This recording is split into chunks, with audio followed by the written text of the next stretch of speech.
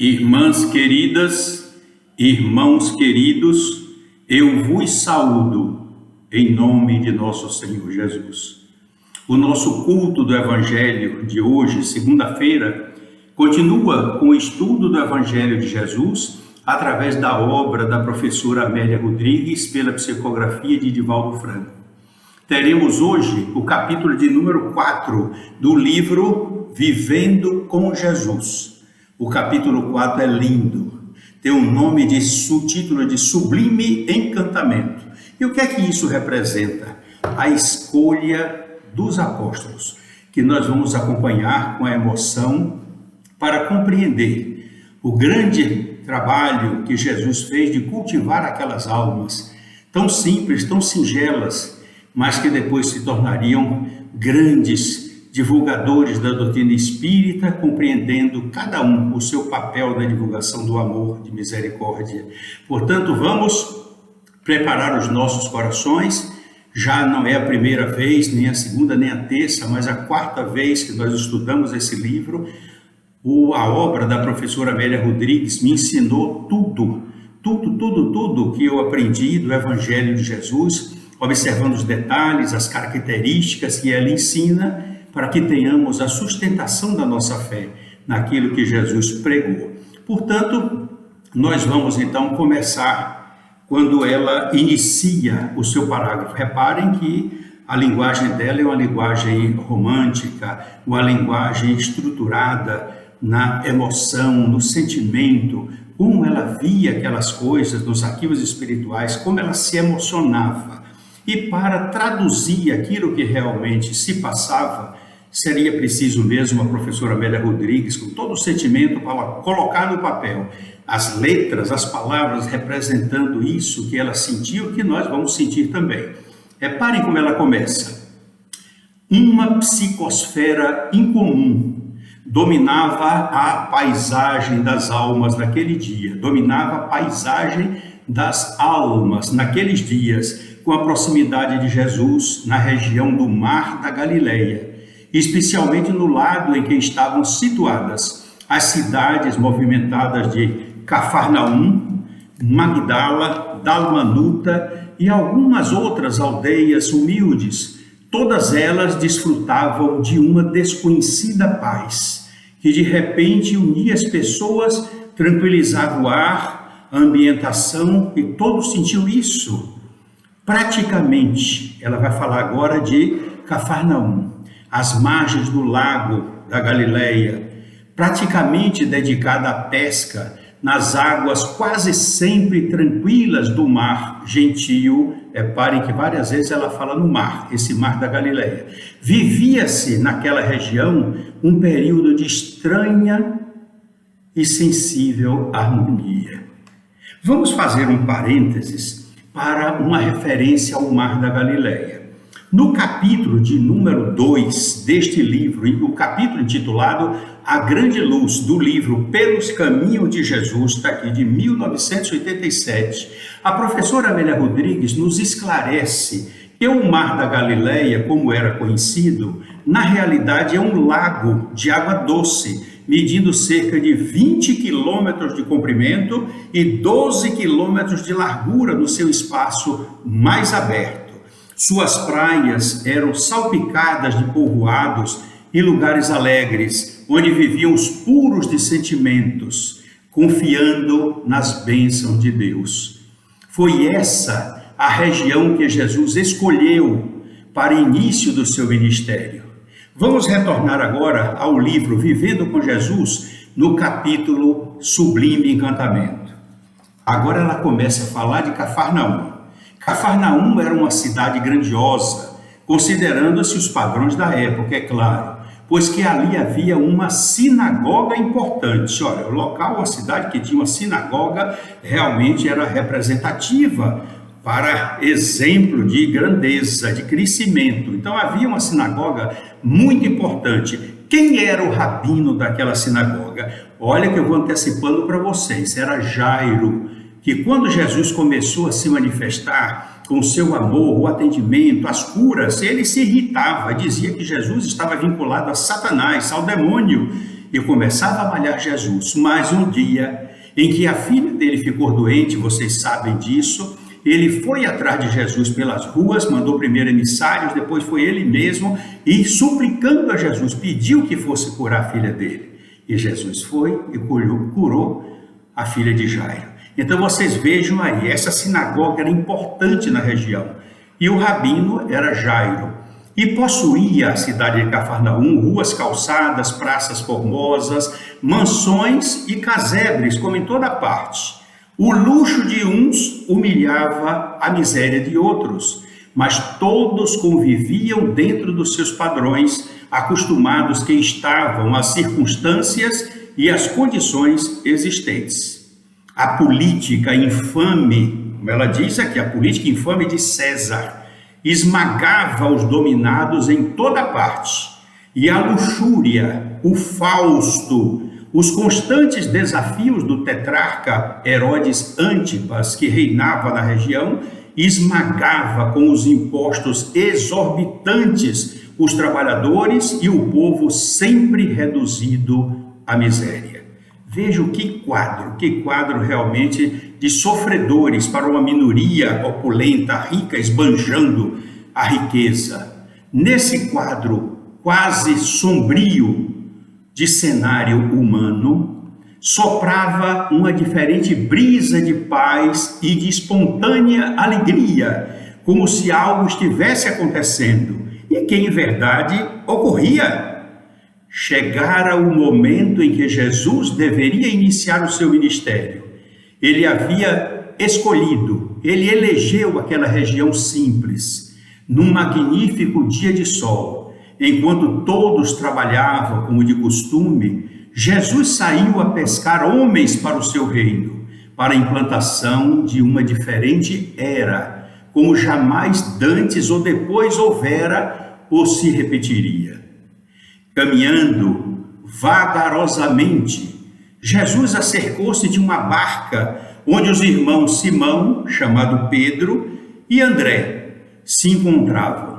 E após olhá-los demoradamente, produzindo nos dois pescadores certa estranheza, pois que não conheciam, e realmente é de estranhar, Jesus vinha devagar, caminhando, acercou-se daquela barca, os dois irmãos estavam ali, Simão, chamado Pedro, Simão Pedro, e André, se encontravam.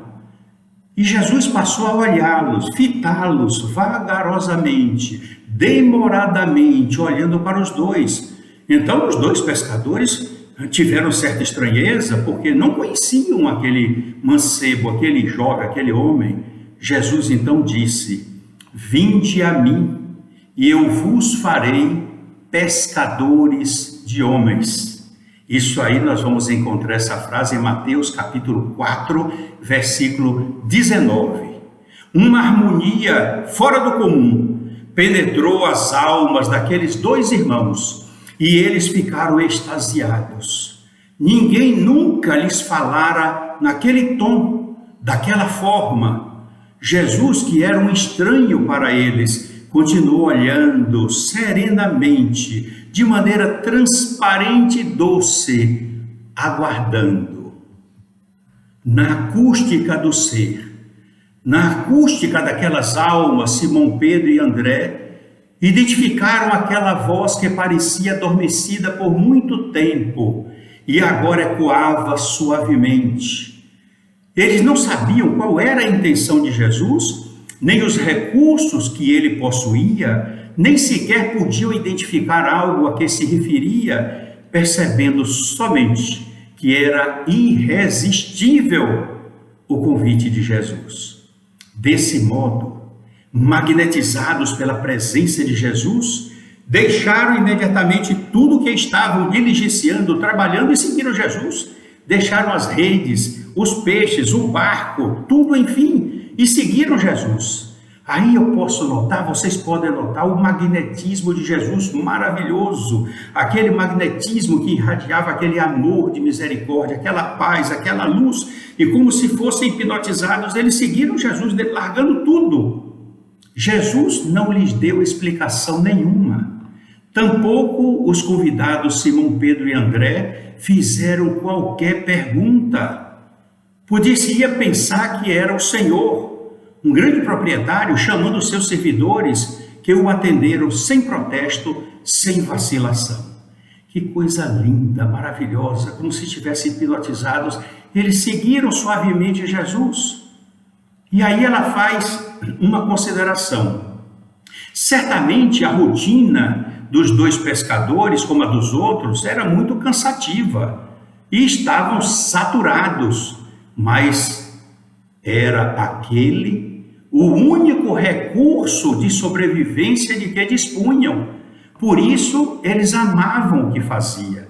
A faina era diária e rigorosa, aprontar as redes, ir para o mar da Galileia, passar lá várias horas atrás de peixes, soltando as redes, depois trazendo de tarde, enfrentando os compradores de peixes, bate-boca para acertar o preço lá para cá, depois consertar as redes, arrumar para colocar para enxugar, isso diariamente. Por isso que era uma rotina cansativa e eles deviam estar saturados, como nos diz a professora Amélia Rodrigues, mas aquele era um trabalho que eles amavam, porque era o único recurso de que eles dispunham, recurso que veio do avô, recurso que veio do pai, passaram para eles e passariam para os seus descendentes, eles viviam daquilo, estavam vinculados à pesca, e aquele foi o momento definitivo da existência deles, que se modificaria para sempre. Caminhando com alegria, em silêncio, Jesus foi adiante e encontrou outros 2 irmãos pescadores, chamados Tiago e João, filhos de Zebedeu. João era muito jovem e de aparência sonhadora, e Jesus falou aos 2 com a mesma candura com que falara para Simão Pedro e André. Então eles, deixando logo as redes, seguiram Jesus. Esta frase está em Mateus capítulo 4, versículo 21. Então eles, deixando logo as redes, seguiram Jesus. Tiago e João não relutaram, nada indagaram. Para onde é que nós vamos? Esse convite é para quê? Como se estivessem apenas aguardando aquele convite há muito tempo que agora surgiu.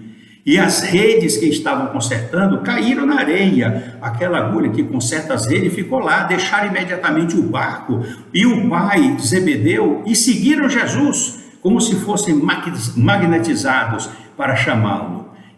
Eu fico admirado como na hora, chamando, vem e segue-me. Quantas vezes nós observamos no Evangelho de Jesus, quando ele diz, vinde a mim, todos vocês que estão aflitos e sobrecarregados, eu vos aliviarei. E nós ainda fazemos corpo mole, não procuramos ele. É preciso que sigamos ele, ouçamos os seus ensinos, vejamos as suas realizações, os seus exemplos de vida, para que possamos então abastecer o nosso coração de amor e entusiasmo e jamais nos afastar das pegadas de Jesus. Portanto, depois que aconteceu isso com Tiago e João, Jesus, então, no dia seguinte, quis ir para a Galileia.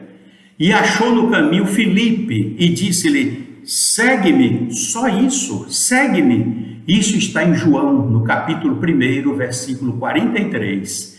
Filipe, reparem que interessante como ela descreve aqui. Filipe levantou a cabeça e quando viu Jesus chegar, e sorriu, enquanto ouvia a convocação, segue-me.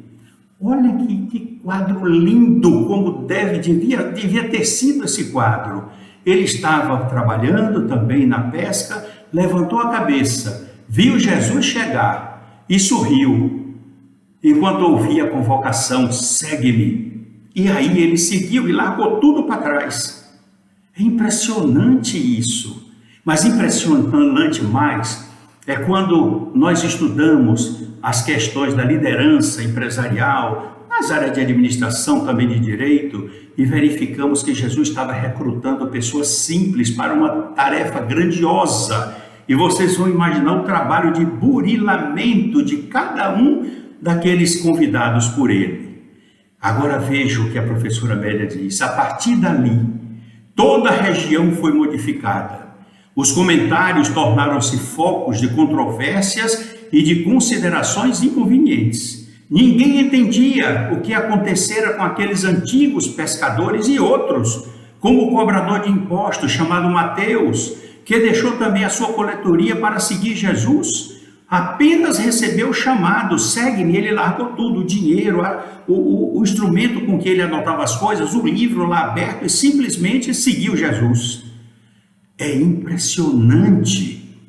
Não observamos ainda, não tínhamos observado ainda na minha vida espírita dessas orientações, desses quadros, dessa realidade tão linda como a professora Amélia descreve. E ela continua: pode-se asseverar, ou seja, pode-se afirmar que todos haviam sido escolhidos muito antes daqueles momentos, ou seja, em outras reencarnações, e que somente aguardavam ser convocados naquela encarnação, naquele momento. Olha, isso aí é muito significativo. Pode-se asseverar que todos haviam sido escolhidos muito antes daqueles momentos e que somente aguardavam ser convocados, que Jesus aparecesse e fizesse o convite para eles partirem. Trata-se, agora, olha, observemos a reflexão da professora Amélia Rodrigues. Eles tinham lá os seus familiares, como Zebedeu, pai de João e de Tiago, todos eles tinham as suas famílias, estavam ali, a casa. Então, ela reflete, trata-se aparentemente de um grande risco, abandonar tudo e seguir um estranho.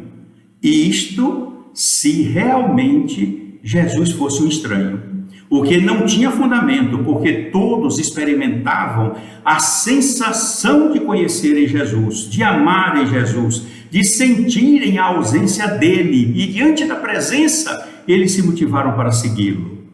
Jesus, porém, nada lhes ofereceu por enquanto, somente os convidou, só isso, reunindo todos eles como discípulos para o grande empreendimento que viria depois.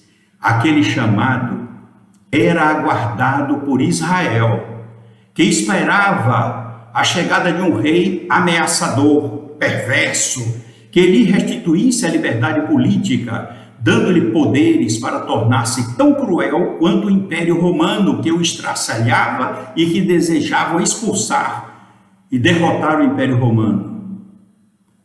Com esse grupo de galileus, e mais tarde com um judeu de Queriote, chamado Judas, iniciou-se a mais fantástica façanha de que a história guarda notícia. Que lindo essa frase, que lindo. O primeiro encontro ocorreu na casa de Pedro, que era casado e certamente o mais velho de todos, embora ainda não houvesse alcançado os 50 anos de idade. Ali, naquela reunião, todos estavam dominados pelo brilho dos olhos de Jesus e pela ternura da sua presença. De alguma forma, eles sonhavam com esse futuro que chegara. Somente que não sabiam como se apresentaria, de que era constituído esse futuro, o que deveriam fazer, não sabiam de nada.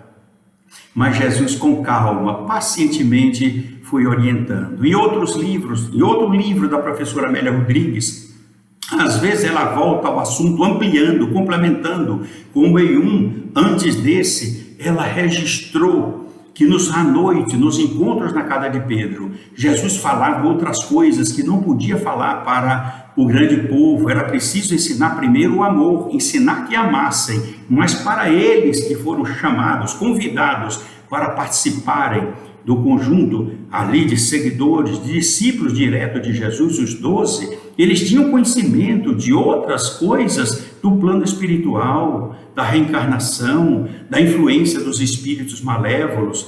Eles tinham toda a orientação. Tudo, porém, foi se apresentando a seu tempo, e as revelações começaram a diluir a cortina de sombras e a vitalizar a debilidade das forças de cada um. Em breve, a revolução iria começar, e para tanto era necessário que se fortalecessem, que abandonassem os velhos hábitos do egoísmo e passassem a viver em grupo, repartindo o pão e o teto, repartindo a alegria e a tristeza, a esperança e as dúvidas que periodicamente os assaltavam, tudo isso Jesus pacientemente foi aquele mestre, aquele professor carinhoso, aquele pai, irmão pai amoroso que os orientava. Eram quase todos analfabetos. Olhem que frase impactante, para vocês sentirem o trabalho que Jesus teve. Eram quase todos analfabetos, com exceção de Mateus, Judas, de Tiago. Vou repetir, com exceção de Mateus, Judas e de Tiago. De Pedro e João, que adquiririam o conhecimento das letras mais tarde, deixando a grandeza de sua epístola e as narrações evangélicas, assim como o Apocalipse. Vamos aí colocar luz para que vocês entendam. O que foi Pedro? Pedro, já no final, depois que Jesus teve a transfiguração, depois que Jesus foi crucificado, Pedro, devido às suas poucas letras, como vocês viram que ele foi aprendendo gradativamente, ele convidou um jovem chamado Marcos, que é o evangelho mais curto, e começou a ditar para Marcos as coisas que ele se lembrava de Jesus. Então ele transmitiu para Marcos, que registrou no papel os fatos também grandiosos de Jesus que ele acompanhava, o que compôs os 3 evangelhos sinóticos. Aqui tem semelhança: o evangelho de Mateus, o evangelho de Lucas, o evangelho de Marcos. João não, que foi um evangelho totalmente diferente, um evangelho lindo.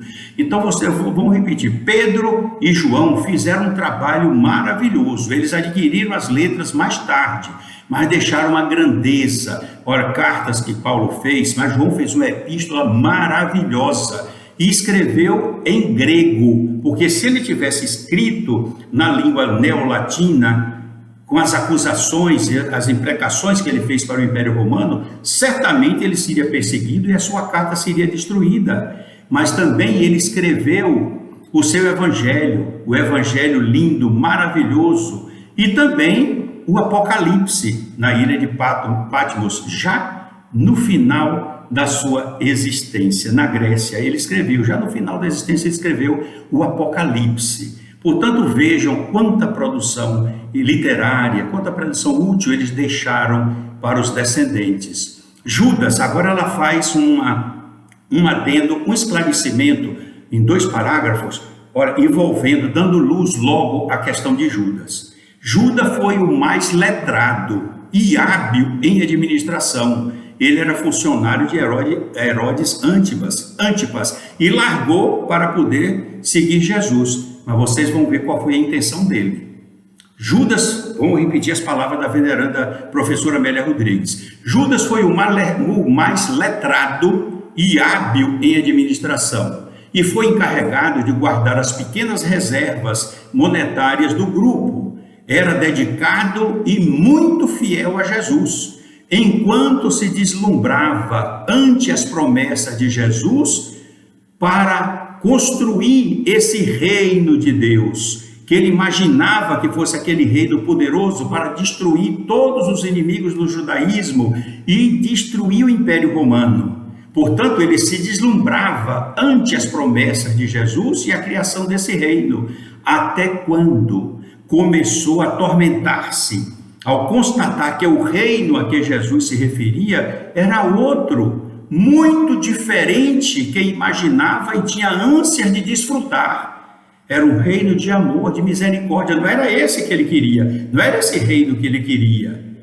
Envolvendo-se na dúvida, o ressentimento encontrou guarida no sentimento de Judas, e Judas tornou-se vítima infeliz de si mesmo quando se permitiu perder na ambição acalentada. E vocês sabem o que foi que ele fez. Ele vendeu Jesus por 30 dinheiros e depois que viu Jesus naquele sofrimento, ele se arrependeu e se matou, enforcado. Mas Deus é misericordioso e tão bom que ele se reabilitou na figura de Joana d'Arc, quando guerreira lutava pela França. Mas isso é mais adiante ainda que nós vamos observar. Vamos voltar então ao que ela fala sobre o grupo.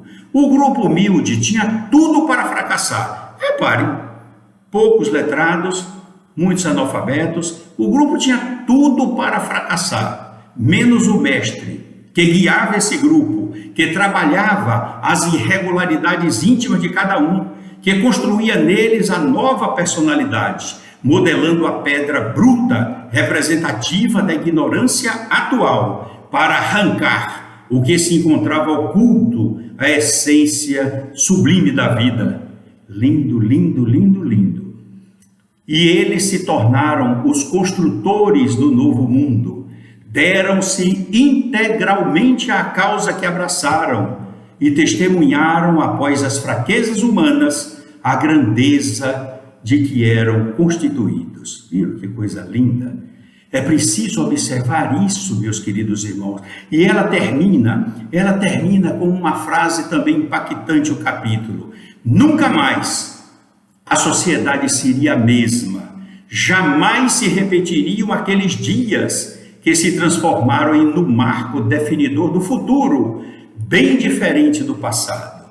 Vocês viram que coisa maravilhosa a convocação desses apóstolos. Esse capítulo nos dá essa riqueza, como ele fez. E aí nós que trabalhamos na área corporativa, como é difícil treinar as pessoas com tantos cursos, isso, aquilo, com tantos aparatos, aparelhos modernos, né, projetores, e Jesus sem nenhum desses equipamentos, apenas com um amor enorme no coração, treinou aquela gente simples, os 12, encaminhando todos para a construção do reino de Deus na terra, o que eles efetivamente lançaram as bases. E Jesus implanta até hoje essas bases, fazendo com que tenhamos esforços para construir as bases do reino dos céus dentro de nossos corações.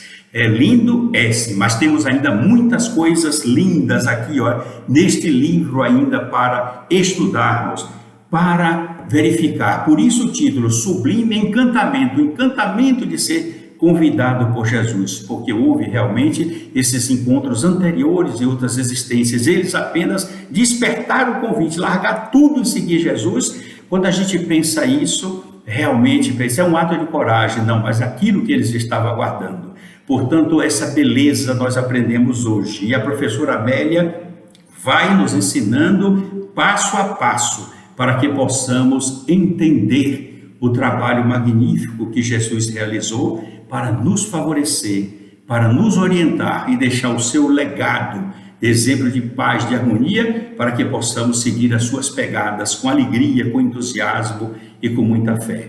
Que Deus os abençoe, meus queridos irmãos, abençoe seus lares, de todos vocês que estão nos ouvindo nesse instante, que receberam essa lição bondosa, e eu peço que acolha nos seus corações, como eu já acolhi no meu coração, porque eu amo os ditos e todo o trabalho que realiza a professora Amélia Rodrigues, e foi com ela que realmente eu aprofundei no conhecimento do Evangelho e passei a entender Jesus, a sua paciência, a sua tolerância, o seu grande amor de misericórdia, como nos esclarece a grande mestra, a Joana de Ângeles, a benfeitora querida Joana de Ângeles, o amor de misericórdia que Jesus veio trazer. Recebam o abraço carinhoso, paternal, deste companheiro que eu me considero um pai adotivo, amoroso de todos vocês. E continue estudando, porque já já as portas da Casa de Guará vão ser abertas para as reuniões presenciais. E estaremos prontos para aguardar os irmãos sofredores que vierem procurar ajuda, e através de nós encontrará Jesus com os corações abertos, espalhando o amor e repetindo aquela frase: venham a mim, todos vocês que estão aflitos e sobrecarregados, e eu vos aliviarei. Caminhemos para Ele, e que Ele nos abençoe hoje, amanhã e para sempre. Que assim seja.